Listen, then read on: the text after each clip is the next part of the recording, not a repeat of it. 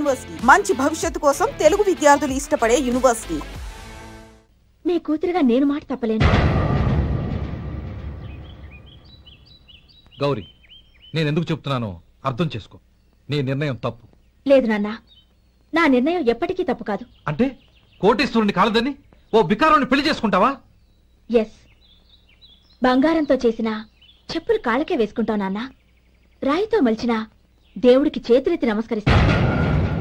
నా దృష్టిలో మధు దేవుడు, అతనిది కల్మషం లేని ప్రేమ. నాన్న, మీ అనుమతితో ఊరందరికీ తెలిసేటట్టు మా పెళ్లి జరగాలని కోరుకుంటున్నాను.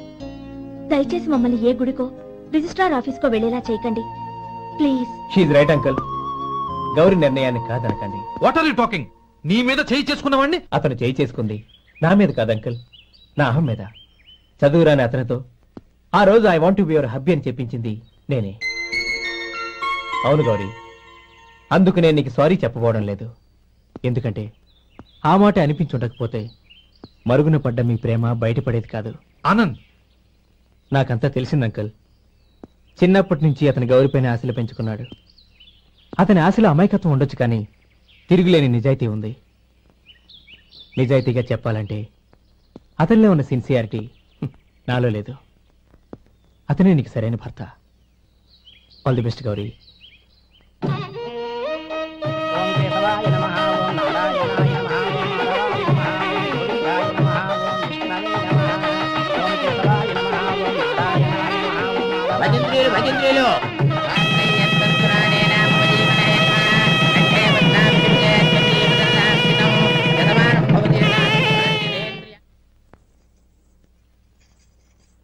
నాన్న, పిలిచారంట? అవునమ్మా, నీతో ఒక విషయం మాట్లాడాలి. చెప్పండి నాన్న.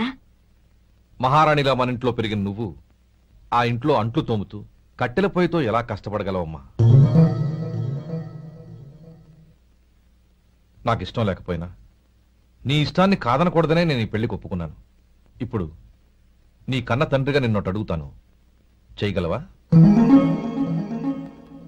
ఏం చేస్తావో, ఎలా చేస్తావో ముందు నీ భర్తను ఆ ఇంట్లోంచి బయటికి తీసుకొచ్చాయి. అతనికి ఒక కాటన్ మిల్ రాసిస్తాను. దాంతో అతను హ్యాపీగా రాజ్యాలా బతుకుతాడు.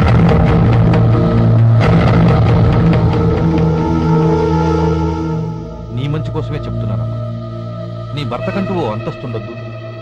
నీ జీవితం సుఖంగా సాగాలంటే అన్నదమ్ముల్లోంచి నీ భర్తను విడదీసి వేరే కాపురం పెట్టించు. ఏమంటావు? అలాగే నాన్న, నా ప్రయత్నం నేను చేస్తాను.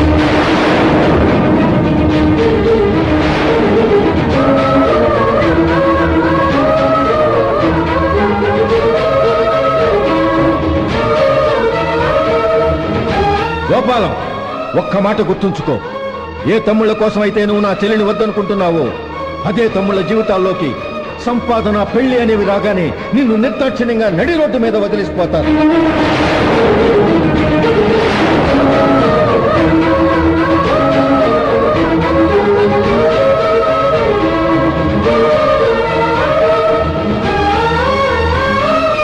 ఓం నమ శివాయ. జంగమదేవర్లం, ధర్మప్రభువులు, దానం చెయ్యండి. ఏమన్నావు?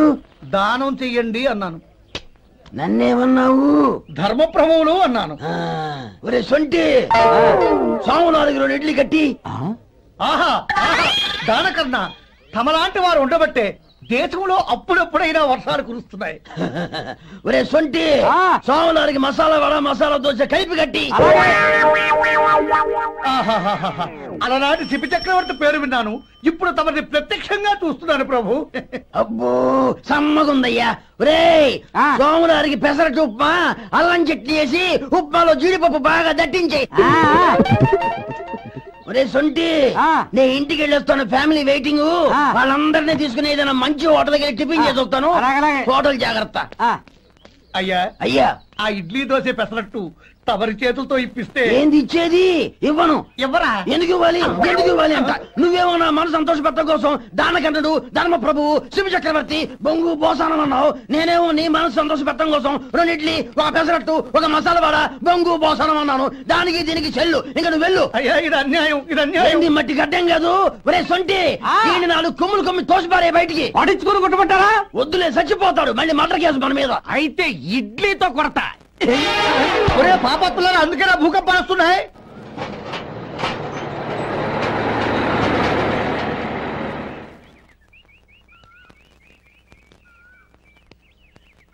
నమస్కారం అయ్యా.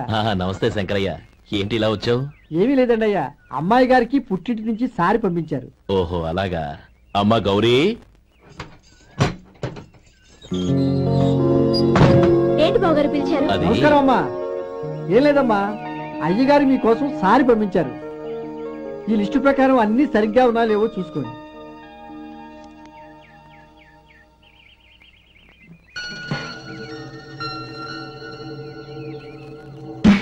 ఇవన్నీ తిరిగి తీసుకెళ్లి మీ అయ్యగారికి ఇవ్వండి. అదేంటమ్మా? దయచేసి ఇంకేం మాట్లాడద్దు, చెప్పింది చేయండి.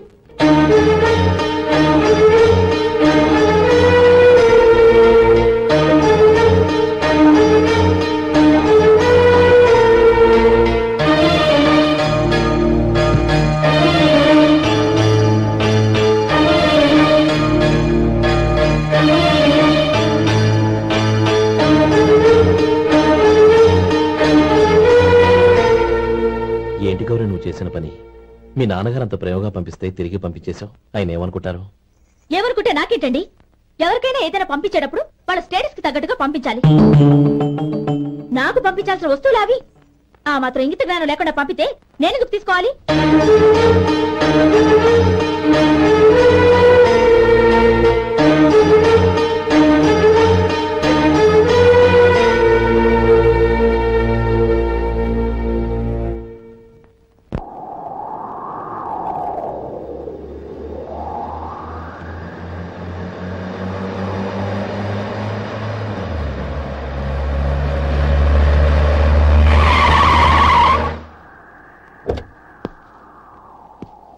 గౌరీ, గౌరీ, రండి నాన్న. ఏంటమ్మా నువ్వు చేసిన పని? నేనేం చేశాను? ఇంకా ఏం చేయాలమ్మా? నేను ప్రేమగా సారి పంపిస్తే తిరిగి పంపించేస్తావా? నీకు పంపిన వాటిలో ఏమైనా తక్కువ ఉంటే నాకు చెప్పాలి కానీ అలా తిరిగి పంపించేయటం ఏంటి? ఏదీ తక్కువ కాలేదు నాన్న, కావాల్సినవన్నీ ఉన్నాయి. కానీ ఉండకూడదు కూడా ఒకటి ఉంది. ఏంటమ్మా అది? ప్రతి వస్తువు మీద నా పేరు. అందులో తప్పేముంది? నాన్న, ఎప్పుడైతే నేను ఇంట్లో కోడలిగా అడుగు పెట్టానో అప్పుడే వీళ్లలో మనిషిని అయిపోయాను.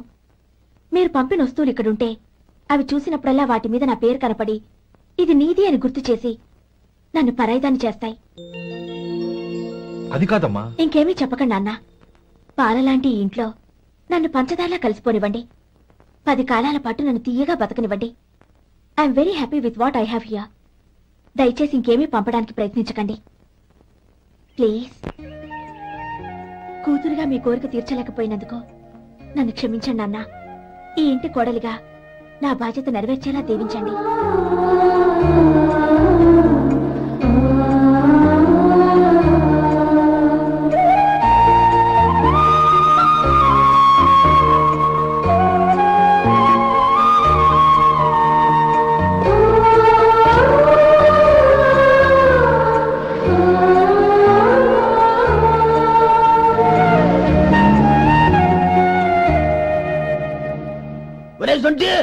ఇట్రా. ఏంటండి? మాస్టర్ గారింట్లో ఫంక్షన్ కి జిలేబీలు మైసూరు పాకు పట్టుకెళ్ళి 1 రోజులైంది కదా. వాటి బాపత డబ్బులు గాని మనుషులు గాని ఇంతవరకు రాలేదు. వెళ్లి వాళ్ళని డబ్బులు అడిగి తేవాలన్న బాధ్యత ఏమైనా ఉందా నీకు? మీకు అసలు బుర్ర ఉందా? తీసుకెళ్లి 1 రోజులైంది కదా, బతుకుంటే వాళ్ళే వచ్చుండేవాళ్ళుగా. సర్లే, వెళ్ళి క్లీనింగ్ చేసుకో. పబ్లిక్ వెళ్ళు.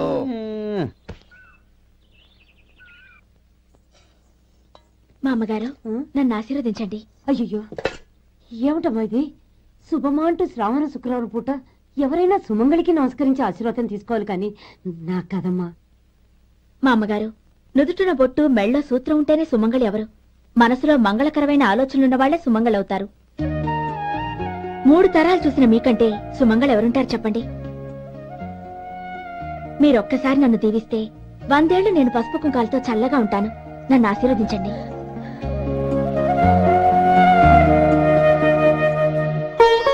లేమ్మా,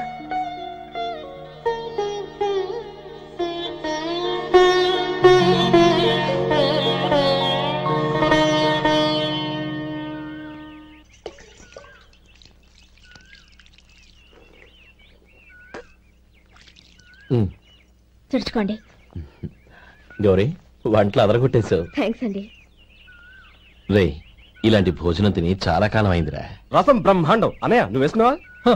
వేసుకోవడం ఏంటి, 2 చెంబులు గడగడ తాగిసా. వదినా, అన్ని వంటలు అద్దరిపోయాయి.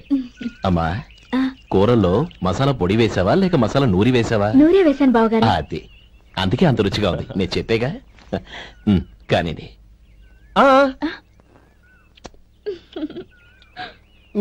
ఇప్పుడు పోయి వదినా.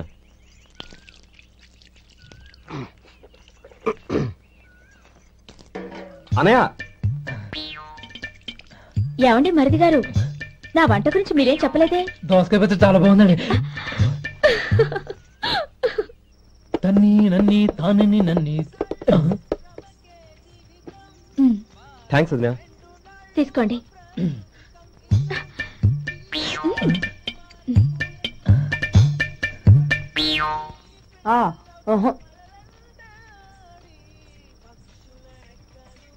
బావగారు